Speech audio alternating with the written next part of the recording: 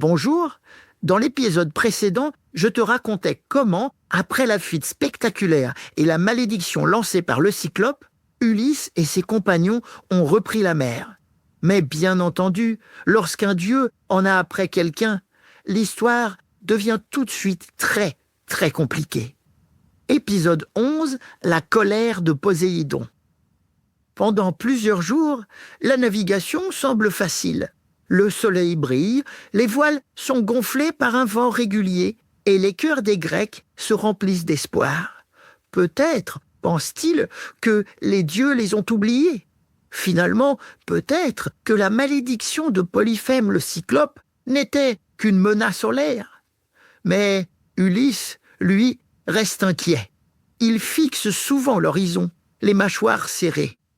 Au fond de lui, il le sait, Poséidon n'a pas encore montré toute sa colère. Et un matin, alors que les navires glissent tranquillement sur l'eau calme, tout bascule. Sans prévenir, le ciel se couvre de lourds nuages noirs. Une obscurité étrange envahit l'horizon. Et le vent se lève d'un coup, violent et glacial. La mer, elle aussi, se transforme. Les vagues grandissent, se cabrent comme des monstres prêts à tout dévorer. « La tempête, accrochez-vous !» crie Ulysse. Les marins se précipitent sur les cordages, tentent de rabattre les voiles. Mais déjà, la mer déchaînée frappe les bateaux avec une force terrible.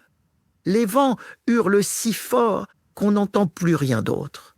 La pluie s'abat en trombes, glacée, coupant le souffle des marins à chacune de ses rafales. Le ciel s'ouvre, laissant tomber des éclairs gigantesques qui illuminent la mer furieuse d'une lumière blanche et terrifiante. Les bateaux montent et descendent sur des vagues énormes, comme des jouets ballottés par une main invisible. Les marins s'accrochent de toute leur force pour ne pas être projetés à la mer.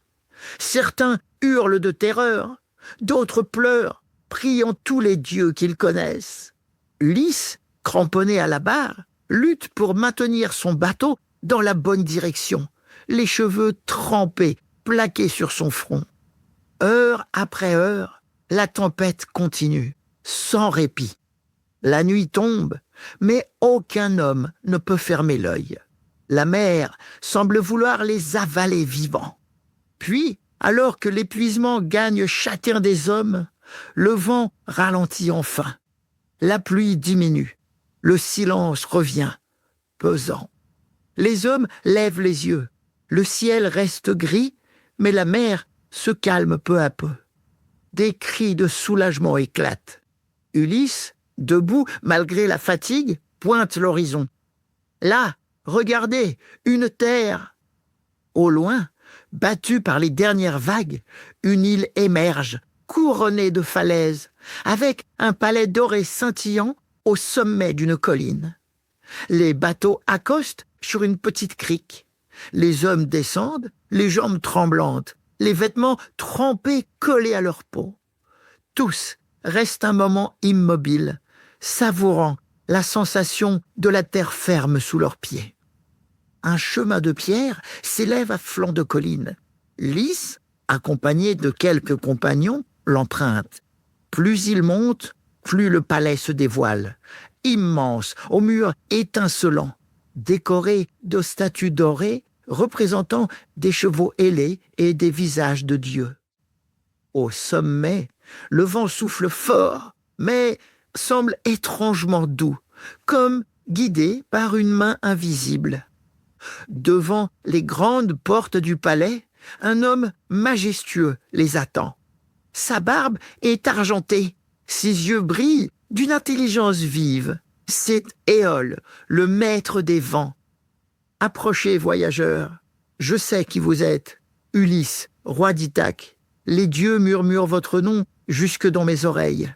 Entrez, racontez-moi votre périple. Ulysse, fatigué mais digne, s'incline et entre dans le palais. Là, des serviteurs leur offrent des vêtements secs, des plats délicieux et du vin parfumé. Autour de la table, Ulysse raconte toute son histoire. La guerre de Troie, la victoire, l'attaque du village Ismaros et la vengeance des Cyclones, le cyclope, la malédiction, la tempête.